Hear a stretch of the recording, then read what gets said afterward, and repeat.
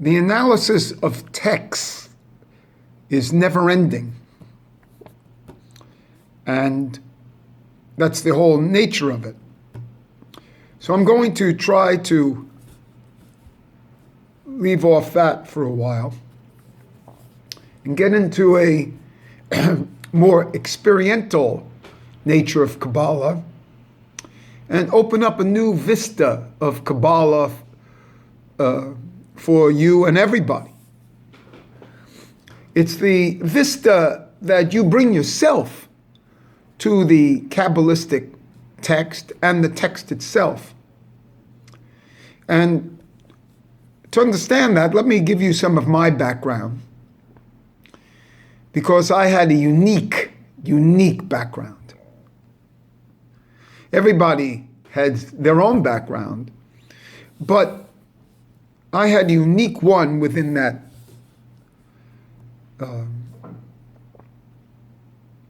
background that leads me to the present moment right now and the giving over this information. I was born in Greenwich Village. So by definition, that makes it unique. Being 72 years old, I grew up in Washington Square Park as a child in 1950s. You see. That makes it unique. And what makes it unique about it, and I'll get to the thing that I'm going to focus on here, is that Kabbalah is considered the sod, the secret. It's the fourth dimension. You know, they have literal and figurative and da-da-da. And then sod, the fourth dimension, the yud, on top. And the yud of the sod together makes yesod. So the entire opus of Kabbalah is only about yesod. It's only about sex. Normative Judaism's only about sex. But if you really want the sex of the sex, the sod of the sod, the yesod of the sod, that's Kabbalah. That's why the person is interested in it to begin with. Because people are only interested about sex. They have it covered, they have it masked. The society has done a great job masking it. You know? So, what made it unique for me is that I grew up in an environment that was considered slightly outcast, because Greenwich Village was the artistic community. Greenwich Village was the focal point for all people of the country who were homosexuals and that couldn't live in their communities. So they came to Greenwich Village, and even there it was kind of like under wraps. People weren't out, so to speak, as it is now, where it's totally accepted, and you can be in the Army and the Navy and, you know, and say what you are as a 12-year-old. I don't actually believe in all this openness. I think it's a social control to have the elements of sexuality, one's elements of sexuality out. I think those are the private parts. And I think there's a lot of energy when these parts are kept private. But let me tell you a little bit about my background here, because quite frankly, I lived in a homosexual environment in the park. And back then, you know, it wasn't a lesbian homosexual environment. Of course there were lesbians there. But basically, it was male homosexual. Now, I lived in this park since I played against the arch, and they used to play stoop ball on the arch and stoop ball on the circle. And back when I was a child, cars used to run through the park. And we used to play football in the red lights of the cars.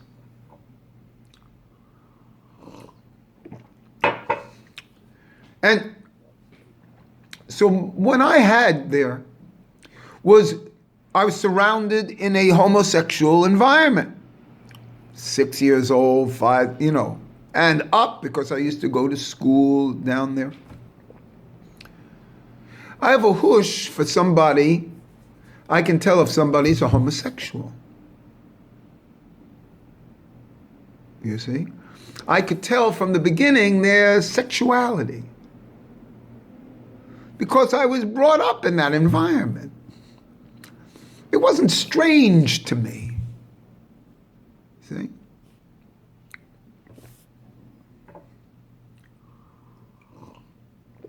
I had a very unique life. Because from there, back then, my family had a lot of money.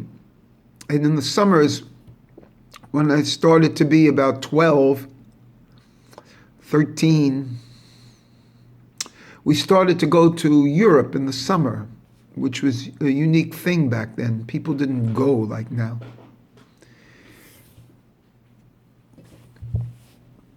And so my life, when we started to go to Cannes, France, on the French Riviera, used to go there for a month when I was like 13, 14. We started to go until I was 21. When I was I remember more when I was 14. I walked around when I was 13, these areas. But I remember one interaction, because I went up to a prostitute and said I wanted to go with her. When I was 13 years old. I used to walk around every night because there was nothing for a 13-year-old boy to do there. My parents used to go to the casinos, and I used to walk in the streets, which were fabulous and well known.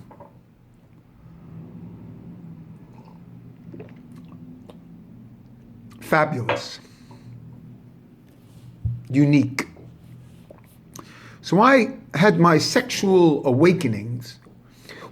Because I was 13, I wasn't interested. I used to watch men go to streetwalkers in France. And I used to walk from one to, trying to pick it out. Finally, towards the end of the summer, I go up to one. And I wanted to go with her. I asked her how much and this and that. It was always $10. And $10 is about the equivalent of $100 now, because we're talking 60 years ago. And I had the 10. I don't have the 100.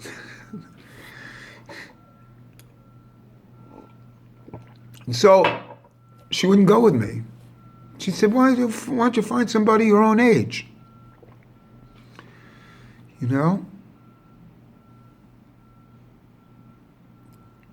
She actually said I was cute, why don't I find somebody my own age? So I didn't go with anybody when I was 13. But the next year I walked around when I was 14. And this is the story I'm going to tell. I went up to one finally after a couple of weeks that I had chosen. And for me, it was a knockout. So I go up to her, and I speak French, or good enough for this, the trottoir of the sidewalk, the street of the trottoir, parler de French of the trottoir. And I go up to her and say, I'd like to go. How much? And she says, $10, but she says, I only go with my girlfriend too. So I actually had the $20, and I'm thinking a moment. I'm 14 years old. I'd never been with a woman. I never kissed a woman.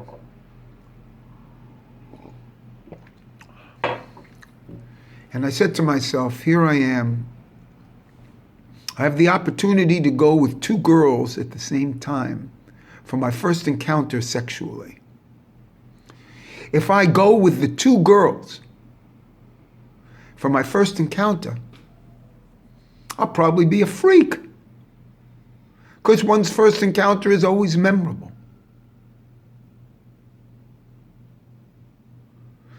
So, in a moment of lucidity at that time, I thought, I said no. I didn't go with her or them, because she pointed out her friend. Another knockout, but that's another story. I didn't want to go with two. It's now 60 years later. I probably made a mistake. Because the concept, I should have accepted what was offered. Two. To start with two.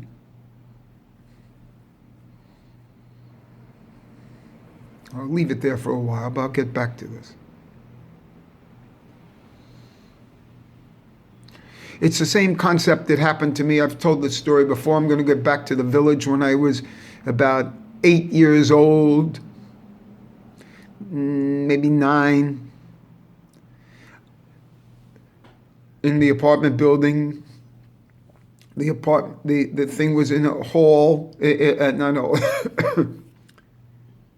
The apartment was like there was a wind tunnel outside my window. And at night I used to hear, ooh, ooh. I used to hear all sorts of sounds. And I was scared. I couldn't sleep. And it's 3 o'clock in the morning. And my father takes me. He says, Steve, let's go. He says, look, there's nothing to be scared of here. I'm hearing these sounds like, ooh, ooh. So he takes me out at 3 o'clock in the morning and we walk down 8th Street.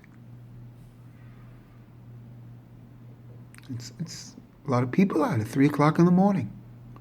I go into 3 o'clock in the morning to Whalen's drugstore on 8th Street and 6th Avenue.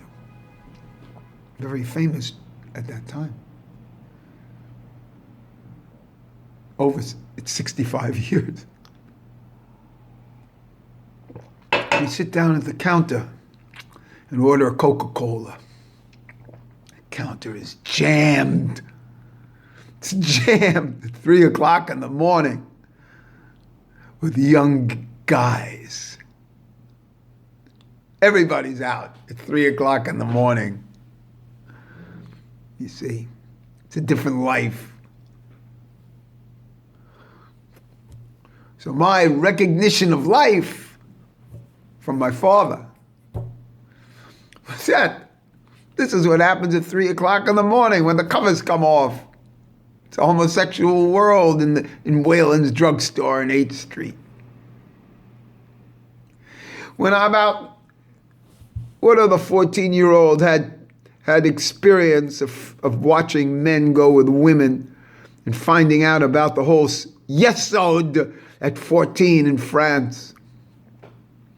Or grew up in the yesod of homosexual life in the Greenwich Village. So this is what I was exposed to as a child. And this is the beauty of being exposed to by my parents, family. And so I'm trying to give you some of my unique background. And that's why I have other experiences in this area that other people don't have from childhood on. It's like learning Chinese as a 2-year-old, as opposed to starting to study it now. I could never get the hush that a little 4-year-old has. And that's the point. So my Kabbalah emanates from this level, emanates from this origin. My sod, my yesod, sod of Kabbalah, sod of Torah, emanates from this area.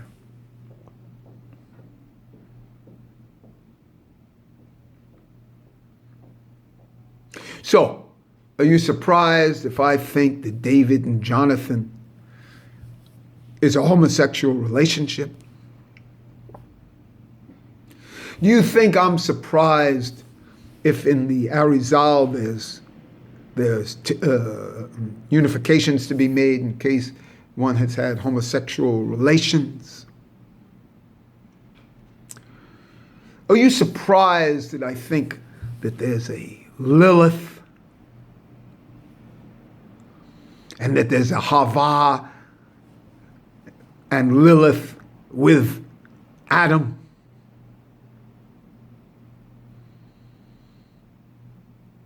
This is my origin of thought. So I'm explicating my origins of Kabbalistic thought. My original background and formations. And I'm going to talk about this. And I have other things that nobody else has ever talked about. And that I never talked about. And I personally think that those are the things that should remain sod, instead of being revealed like the Kabbalah Center. The Kabbalah Center is the same thing as the revealing of of sexuality and the acceptance of all sexualities in the society. By uncovering them and accepting them, they take away their potency. And this is what the society has done. It's taken away all the secret natures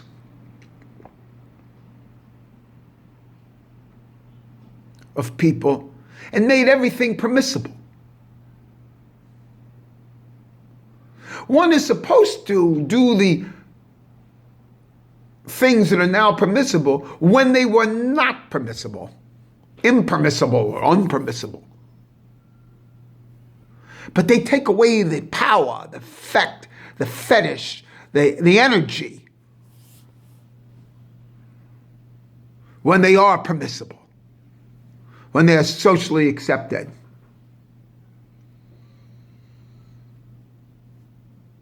When there's a store that you go in and you say, "Hi, what have you got today? Specials on fetish items." It loses the concept of the yud, of the yesod, of the botzina, the kartanuta, of the inner soul and spark, when they crack that and the society makes everything permissible.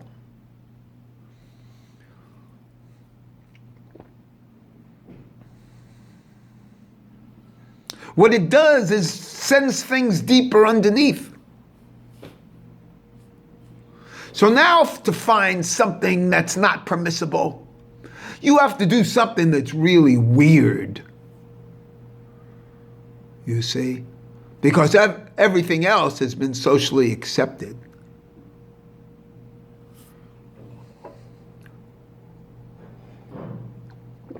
And this is the real avenue and my personal expertise. So I'm going to lay off the analysis of texts. Get that from someone else. I'm going to start giving more of my personal personal thing. And that's why it's some of the things that have happened to me in my life in the past few years have happened. Because my family has been totally eradicated. So that I'm left here totally alone with no social position to uphold.